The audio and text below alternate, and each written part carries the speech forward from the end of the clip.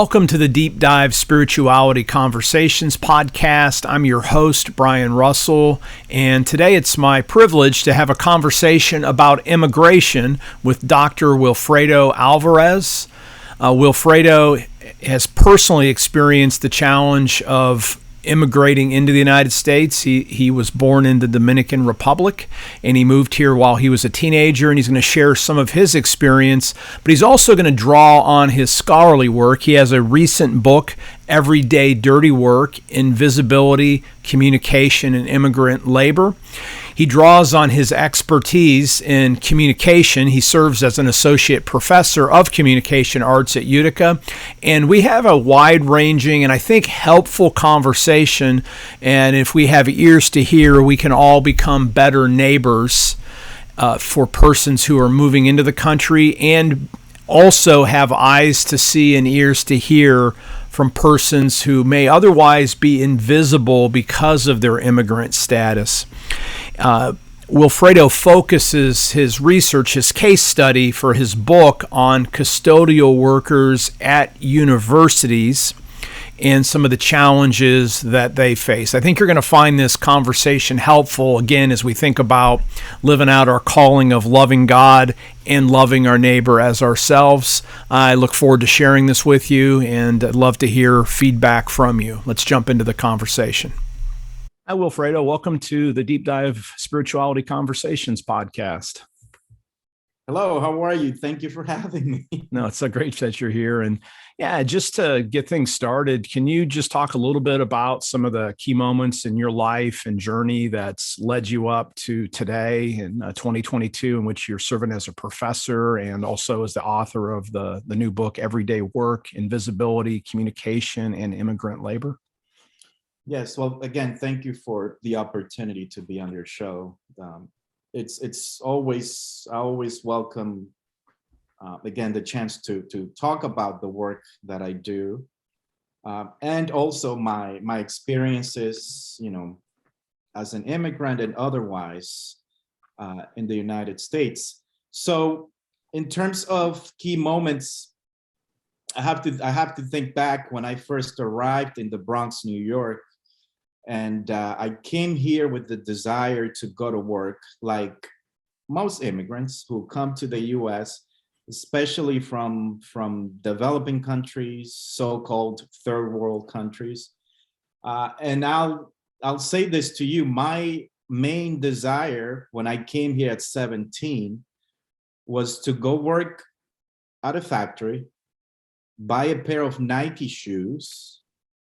I'm seriously, that's all I wanted to do. Buy a pair of Nike shoes and perhaps some nice clothes. Mm-hmm. A key turning point for me was when my uncle, my father and my uncle both said to me, "You're not going to work, you're going to school." And of course, at that point, I had completed high school in Dominican Republic. I was 17 years old, and I was like, I don't like school. I really want to be finished with school. I just want to go to work and be an adult. And they said, no. You should go register, go to the high school, the local high school, and register. And I pushed back. I did not want to go to school. And my uncle basically grabbed me by the arm and said, "No, you're gonna go to school and register for school." So at that moment made a huge difference in my trajectory to now, because education, I went to the high school and got registered. I attended 2 more years of high school, which gave me the opportunity to learn English. And then I went to college, and the rest is history, as they say. But that moment really set me on a path to become an educator, to become a professor, and to be sitting here talking with you now. I have to make one more point here.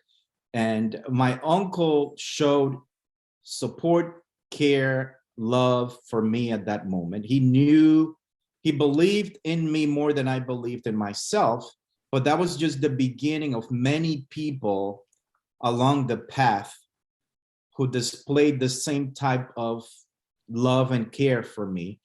there were two wonderful, beautiful mentors once in high school. And they were the people also who said, no, you're going to college. Because once I was in high school, I said, okay, once I'm finished, then I don't want to go, I'm done with school. And they said, you should go to college. So they spent 2 years basically trying to convince me to go to college. I went to college. Once I got to college, I had a wonderful mentor who also showed that type of love, care, and compassion towards me. And this is someone who's like a father to me today. So for me, the common thread here is those relationships and people reaching out and making a connection with me at a moment when I really needed them. But they remind me today that I was not afraid to ask for help, which is something that many young people, I see it today, seem to struggle with. I can do it by myself. I can do it on my own. And I tell people the story today. I'm like, I was never afraid to knock on people's doors and say, I need help. So in terms of key moments, those people who reached out and said, hi, I can see, I'm here to support you. I'm here to help you. But also I interpersonally, right, I was also someone who was okay with asking for help. It's good. It's good. Yeah. And I love the story. I mean, even on the opening pages, you talk about a conversation that you had with your uncle. And so you had a great mentor, and you just listed some other folks that have kind of helped you along the way, especially as you moved into a new country. And, we were talking off camera about Dominican Republic, and I think you said it has 10 million, and you end up in a city with like, 15 or 20 million, however big New York is. You're in this huge place. And so how unusual it was that experience that you actually had, a well-placed relative that was already here in terms, is that typical of most immigrants in the United States, would you say? And how many immigrants have to face coming into the country without a good mentor or well-connected mentor? No, I've been very fortunate. I think it was the actor Paul Newman who said once, there's such a thing as good luck. Yeah. Luck, because he talks about how I'm not better looking than many of these guys here in Hollywood when he was starting out and he made it, he became Paul Newman. I'm like, I kind of believe in that. There is this element of luck, good fortune that I've had along the way. Some people would say my mentor, who's a reverend, my footsteps are pre-ordered, right? And so some people would explain it that way. Most immigrants come somewhere because there is some sort of support community there welcoming them. I was fortunate enough to have my parents' siblings, my extended family is all in New York City. So I had a lot of support, but I lived with my father and two of my uncles. And they guided me and they gave me, they supported me. They took me around. I was very, again, fortunate to have them here. Part of your question is how unusual that is. Many people come, there is this push-pull effect when it comes to immigration, right? Mm-hmm. You go wherever you have that community, but you don't always, I'm trying to think of the best way to answer your question, but you do not always get the support that you need to develop yourself, whether it's professionally, just in general, professionally, spiritually, emotionally, and all of these other ways that we need to grow and develop ourselves. That's the whole thing about good fortune and being really lucky. So I happened to have several people in my household who were really invested in my development. That's good. Primarily those first 2 years when I got to the US in New York City. Then I just moved away and I was on my own until now. Yeah, and you use the angle in your book, which I thought was really interesting. It's a great title too. Everyday work. You use the perspective of the immigrant janitor, Latin American immigrant janitors, and the challenges that they have of being seen and heard, and they're in an educational setting. So it's both being seen and heard by other staff members, I guess even professors, but even students. You have this interesting piece. So talk a little bit about some of the challenges that persons in that social location face, particularly as a Latin American immigrant. And in there, I was also curious, are there different challenges than faced if you're a Latino over against being a Latina? Excellent question. So groups like Asians, Asian Americans, people of Asian descent, people of Latin American descent in the US social imagination, right? These are groups that are considered forever foreigners. Mm-hmm. Even if you're someone who's born and raised here, who speaks the language, for whom English is your native language, you've been here multiple generations. In the case of many Mexican Americans, from the perspective of the dominant white European group, those groups are perceived as forever foreigners. Mm-hmm. So still today, many people, when interacting with folks who have this surface level appearance, let's say someone like me or someone who has this Far East traditional Asian look, I have to do air quotes here. Immediately, for many people, the perception is that they are not American. Mm-hmm. So you're having to negotiate those ideas, which are still prevalent in US society, in everyday life. So, no, where are you really from? Questions like that. Oh, your English is so good, which, we use the term now microaggressions, which, some people don't like, but, it's sort of well-meaning, people who are well-meaning sometimes say things based on, still dominant ideologies that exist in US society. And part of that, in my view, comes from many of us not having done the work, right, to reflect, to become more self-aware of our surroundings. The fact that this is a multiracial, multi-ethnic society, mm-hmm. It's been the case for a long time. That's just one of the reasons I would say for a lot of people, they simply have not taken the time to think and reflect and become informed about the fact that we have all these groups in our midst. Now we have multiracial people, which is a segment of the population that it's growing. So sort of, I want to make sure I answer your question. For many of us, people of Latin American descent, similar to people of Asian descent, we are having to exist. We exist in these social locations where we're still, when we're in public, we have to overcome the idea that many people have of us as not belonging, as not being from here. And that shows up oftentimes in our communication with each other, and by some of the examples that I gave you. I think when it comes to being a Latina, being a woman of Latin American descent, you're dealing with several layers, additional labels when it comes to your humanity. Because you're a woman, you're supposed to be at home and raise the children. Your role as a woman in this society is one that it means these specific things. And that is, you're supposed to exist in the private sphere of social life, not the public sphere.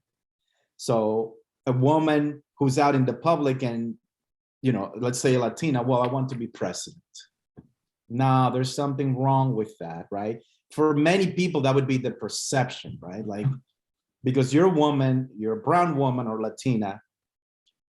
So for many people that I know, many Latinas that I know, they've had to work really hard even to be able to get their families to allow them to let them get an education.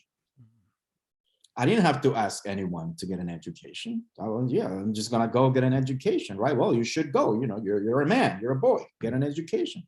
But for many people, because they're waiting, their families, for these Latinas, they're waiting to get married and have children and all of these other things. So I think when it comes to Latina, to close my answer here, specifically, they're dealing with additional layers of beliefs and labels that of course place a burden on them as individuals trying to move through society.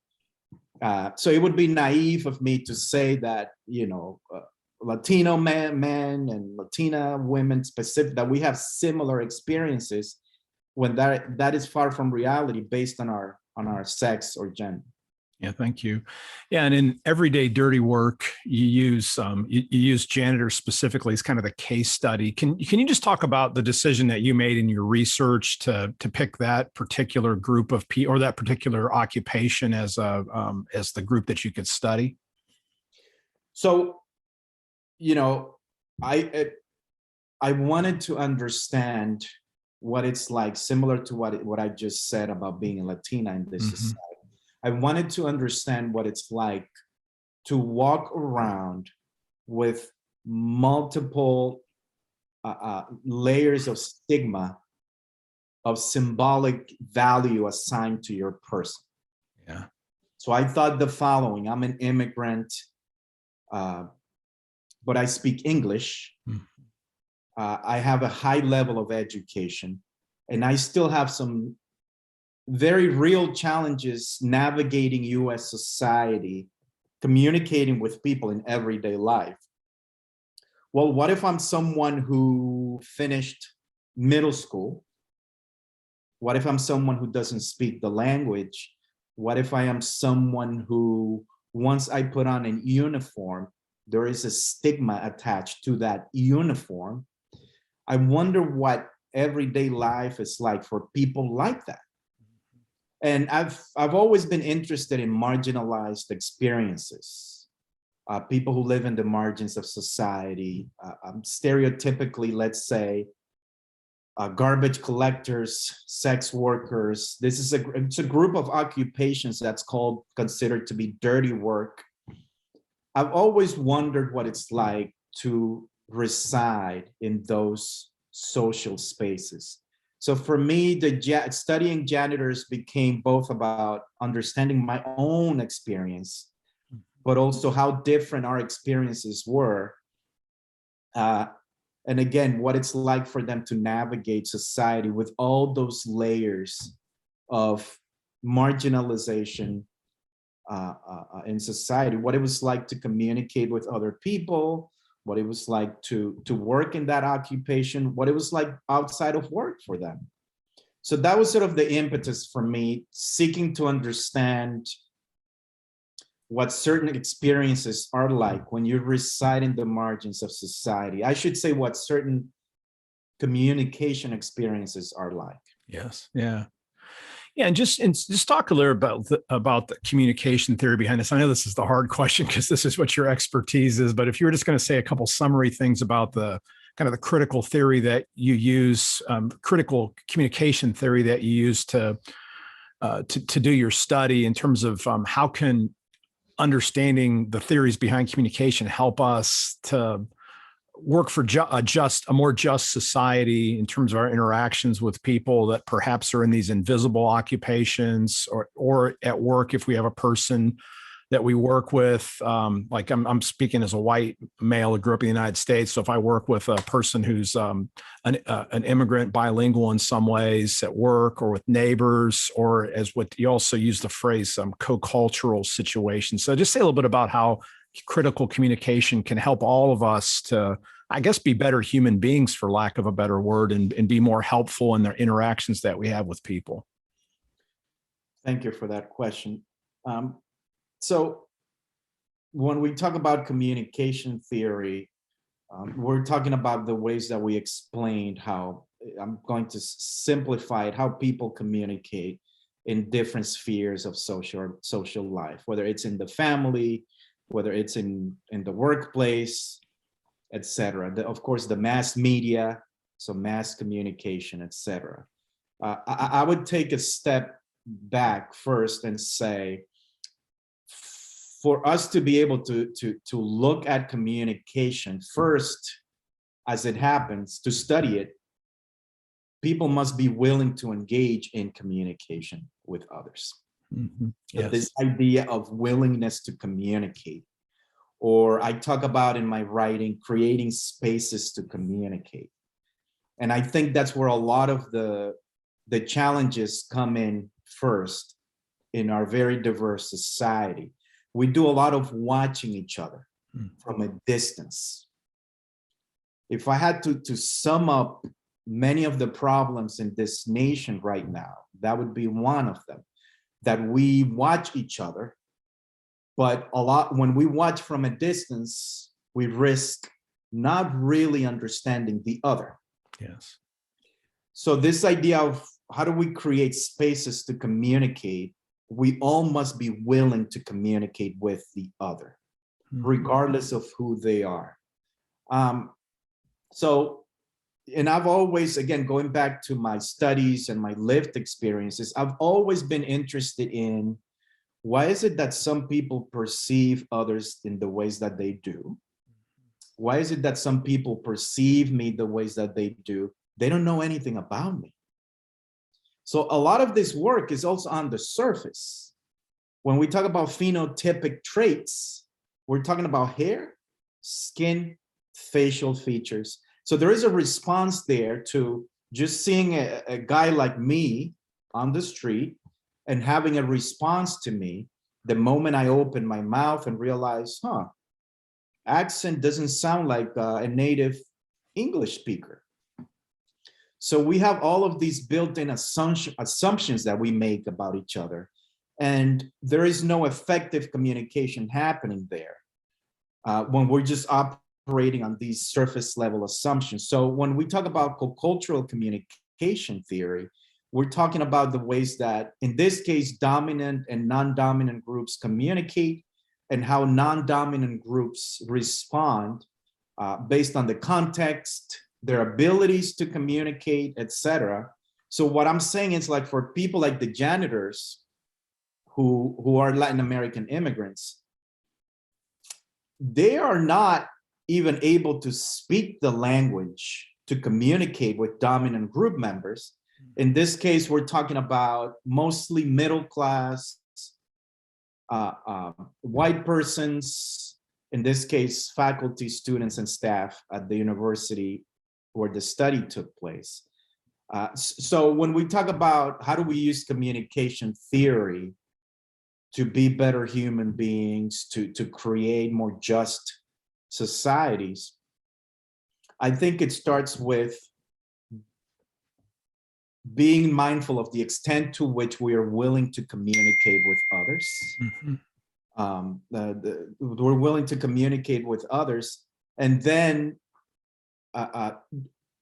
through these processes, doing self-assessment about how we communicate and with what outcomes. But this is something that takes effort on the parts of all the interlocutors, right? The people who are communicating. And that's what we attempt to do when we talk about communication theory. What are we doing? How are we doing it? And with what outcomes when it comes to the ways in which we communicate with each other? Yeah, can you talk a little bit about just the technical term co-cultural? Is that a replacement for, like, a word that I think more listeners would be familiar with, cross-cultural? Is that just the replacement in terms of power dynamics or something? Could you say a little bit about that phrase, co-cultural? I think I would say the creator of the theory, Mark Orby, who's at Western Michigan University, he would say that was part of the rationale there, making that shift.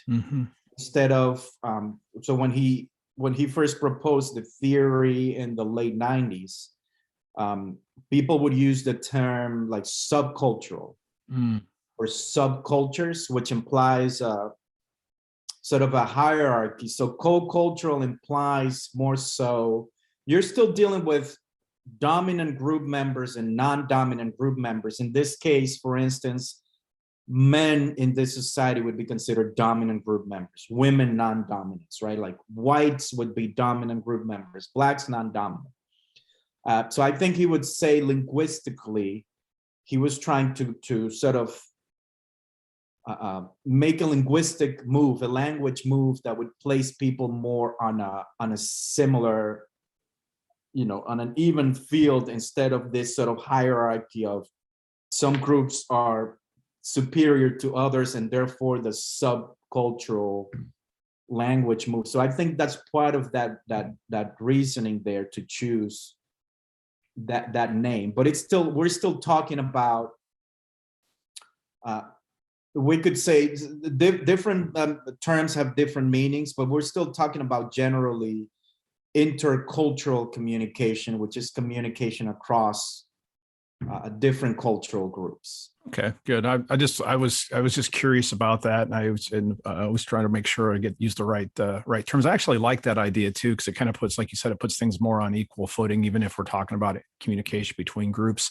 So, what would be some actionable takeaways from people that are listening to this conversations, particularly for like native English speakers, in terms of interactions that they may have with Latin American immigrants?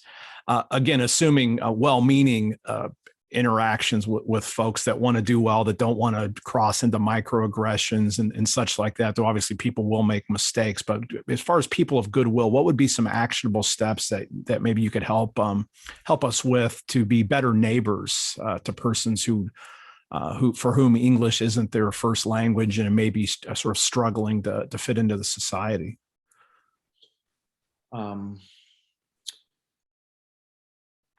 I think the answer to this question is one that permeates all aspects, many aspects of human interaction, when it comes to how we interact with each other. And so in terms of actionable items, here's some of my observations and some of the things that I think many of us should work on when it comes to our own individual work. I have found that oftentimes we are dismissive of other people's lived experiences. So I have heard many people say, and in my studies, in my research, there is a sense that other people are exaggerating what they're going through. And if I know several women and they will tell me, for example, that they're being dismissed in work meetings, why would I not believe them? Or why would I be dismissive of their lived experiences? Or if I've talked with several Black people that I know, and they tell me that they've had unpleasant interactions with police officers, why would I not believe them? Right. I've also heard the phrase, "Oh, it cannot be that bad." So there is a little bit of that many of us do across groups of dismissing other people's lived experiences, instead of giving them the space to speak about those experiences and seek to understand and make sense of them, to ask questions, to be curious. In terms of what I believe we should do, to be curious, to listen, to understand. I think these are, and then to be reflective post-conversation. So first, it's being willing to really listen to what could potentially be some difficult stories. So it's putting yourself in that position. I really want to listen to this, to be curious, to ask questions, and then to reflect on the conversation we just had, and then to continue to seek these conversations. Well, that was, wow, that was eye-opening. Let me talk with this other person about these things to see what they think. So it's being engaged in that process of seeking to understand. And I think if more of us were to pursue, take that approach, I honestly believe that we would be in a much better place as a society. And I am talking about political ideology, religion, gender, sex, sexuality, gender identity, race, ethnicity, because the fact remains that we are all here. We occupy these lands, we occupy these social spaces, and the extent to which we seek to communicate with each other, make sense of each other, I think could turn things around when it comes to this nation. Yeah, so that idea of really being curious, seeking to understand, but putting yourself in those positions that may not be very comfortable for many. Yeah. I think that creates, everything I just said creates a foundation of growth, personal growth, that I think could make a big difference in the future for all of us really having to coexist. What would you say? What would be some tips? Like I live, we were talking, I live in Orlando, and actually the part of Orlando I live in, it's predominantly Spanish speaking. In like the high school where my own daughter went to is 95% Spanish speaking, and both my own daughters now speak Spanish. I still struggle with it myself, but it's just essentially it's the context. And so from time to time, like I was walking into a supermarket a couple of weeks ago, and this gentleman was outside, and he was actually from a church, and he was witnessing for Jesus, and he was trying to share his faith with me, but he couldn't do it in English. And so we had this kind of awkward conversation. Like I knew enough Spanish to say, hey, I believe in Jesus and such. But when you get put in a position, like, you're talking to like you said, a dominant white male here. So like if I get put in a situation where I'm trying to do exactly what you said, but the person's English isn't good enough and I don't know their language, what are some tips to make that kind of an encounter as comfortable as possible and not come off dismissive when you simply don't have the vocabulary to talk to one another? Any tips on how we could be better neighbors in those kind of situations? That presents its own unique set of challenges. Yeah. We lack the ability to have any meaningful shared meaning.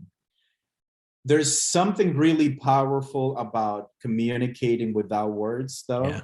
And I think you can communicate a lot non-verbally, even if it's just looking at this man and smiling and sort of nodding, sort of acknowledging that you're interested and that what they say has value, etc.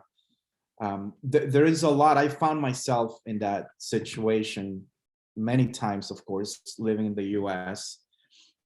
I come from a high touch culture. Mm-hmm. So I do a lot of touching of the people on the show, kind of to signify I see you and I get it. We may not be able to communicate very well, but there's something, I think there's a lot of meaning you can convey non-verbally. And people appreciate that. It cuts both ways in terms of sending hostile messages versus affirming supportive messages with our bodies non-verbally. So when I'm put in those positions, I try to communicate, I see you, I acknowledge you, and I appreciate what you're trying to do. There are limits to, again, our communication in this context, but I try to convey those meanings personally. That's what I try to do. But when it comes to interlinguistic barriers, those of course present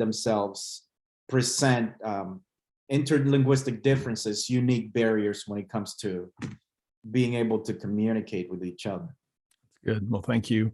Yeah, and as I mentioned about the audience, we have a lot of pastors and actually a lot of Christians would be listening to this particular podcast. And Do you have tips for how churches or religious communities, doesn't have to be speak Christians, but how religious communities can help our Latin American immigrant neighbors, thrive and flourish in the U.S.? Do you have any tips how we could perhaps be more helpful than we've been in the past? That's a wonderful question. I'll try to answer it as best as possible, given that certain aspects of the question are not my area of expertise. Yeah, it's okay. Yeah. But it is undeniable that religious communities have a lot of power and influence to shape how people think and how they view the world and how we perceive each other. And when you look across religious texts from my surface level knowledge and understanding, a lot of them are about similar themes of what we talked about before we get on. Love your neighbor as you would love yourself, right? So a lot of them are truly about seeing beyond our differences, right? That's at the core of many religions and religious texts, seeing beyond our differences. And this idea really ties to a lot of what I've been saying here today. The question is, I would say the challenge is, how do we have certain conversations in our congregations, in our communities? So for me, the concept of, I come back to being willing to have difficult conversations about who people are, why they are here, what they represent to society at large. I think for me, the extent to which as faith communities, the extent to which we're able to have these conversations effectively makes a tremendous difference in what the future of the church in this case, but faith communities in general looks like. Because it is true that some of these younger generations see the world very differently than the older generation. So right there, you have an intergenerational divide, chasm that we have to bridge, right? Because, I believe, faith communities and religion can really offer a lot of, wonderful, great structure for our lives, and they are at the core of our communities. But we still cannot escape the reality that we are many groups in this nation. We are different. We come from different places, different ethnic backgrounds. We're just different. So how do we talk about those differences? For me, would be critical. It's good. To the future of faith communities. Again, what I said earlier about creating spaces to communicate. First, we have to be willing to have some difficult conversations about those differences, who we are, etc. And I believe that it can be done.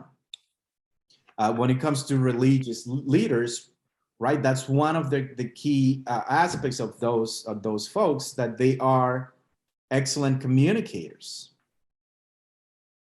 So I don't know if I answer your question, but there's a lot involved in again, being willing to have certain conversations, and also how we have those conversations. The idea of, are we being inclusive of all the voices, the primary stakeholders in that community, the voices in that community? That's good. That's good. And thank you for that. And so, just curious, we'll wrap up the conversation. I'll be fair to your time, and I appreciate you being my guest today. And I want to move to some of the questions I like to ask all my guests, just to get some perspectives. And so, you have you have your book, Everyday Dirty Work, that's come out, and I'll have links to it in the show notes and such. What's the next for you in like your research? And is there, or maybe this was the big book that you've been planning to write, or sometimes I like to even ask, is there a book that you're kind of afraid to write? Not terrified, but sometimes there's like a topic that you're just like, geez, maybe I'll get to this someday. Like what's kind of your scholarly agenda look like? Or maybe you even want to write a more popular book at some point. What might be what's some of the next projects coming up in your career? So the book I'm afraid to write is my memoir. Ah. I'm like, there are so many people I don't want to throw under the bus. I love it. I'm kidding, but not really. So my spouse has been on me. She believes I have a powerful story to tell. Yeah. To my life experience. So there is a genre in writing, memoir writing. Mm-hmm. Some of my English colleagues, they write memoirs. So that I'm putting that off for now. In terms of next steps, I'll tell you what's been heavily on my mind the last few months. And I think this is my next book project. I've been really fascinated with the idea of, this may not be what you're expecting, but I am an organizational communication scholar and teacher. The relationship between how busy we are in our lives, our lack of time, and our ability to form and maintain connections with people in our lives. I am fascinated by how little time we have and how that prevents us from connecting with ourselves, but also family, romantic, our partners, our spouses, and friends. And that stems from my pre-pandemic, but during the pandemic, everyone is on this fast-moving treadmill. Yes. All the time, especially people with children, and understandably so, right? These are things that take time. Children, work. In essence, how do we balance parenting, working, and connecting with other people in our personal relationships? So I've been fascinated with that idea for, I said months, it's been at least 2 or 3 years. No, I love that, honestly. And I mean, that just resonates in my heart. And I was just thinking, geez, as soon as you're ready to really talk about that, I think I'd like to have you on for another episode, because I think you're on the pulse of something. So we're definitely going to stay in touch about that. That sounds fascinating and not just fascinating, helpful, actually. Yeah.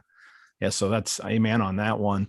So, and what about you? I mean, you're a professor, you're a busy guy, you have a family. So what do you do for yourself semi-regularly or maybe even daily? Do you have habits that kind of keep you grounded, that let you be at your best, most of the time?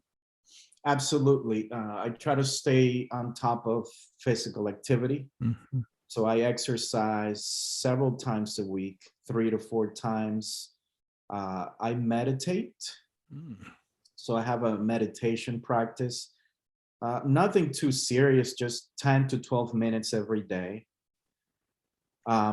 I find that just talking with my wife is useful, like just having a sit down and have a talk with her every week about life. And we typically do it on Sundays.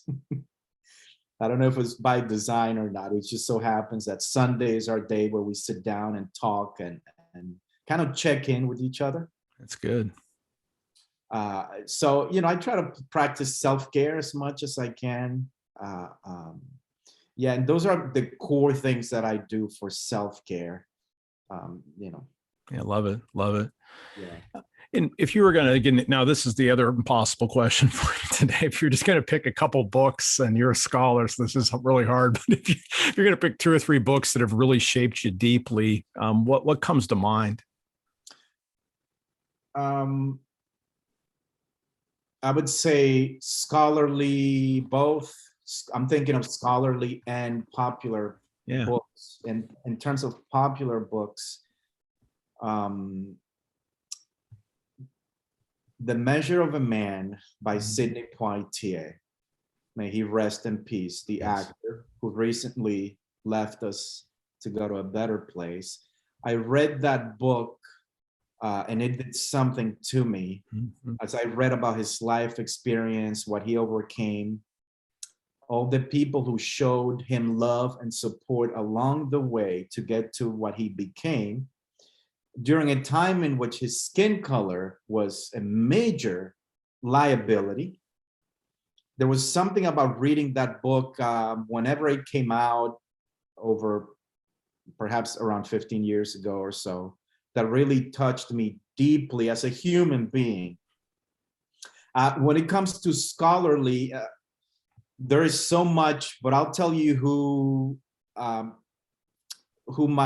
of my most influential, when I think of scholarly voices, someone who's deeply has affected me deeply, is Neil Postman. Yeah. It's one of the great cultural critics of our time. He died in 2003, I believe. Professor at NYU, New York University. So he just had such an incisive ability to look at U.S. society and just show it to his audience as it is. He examined the education system, the mass media.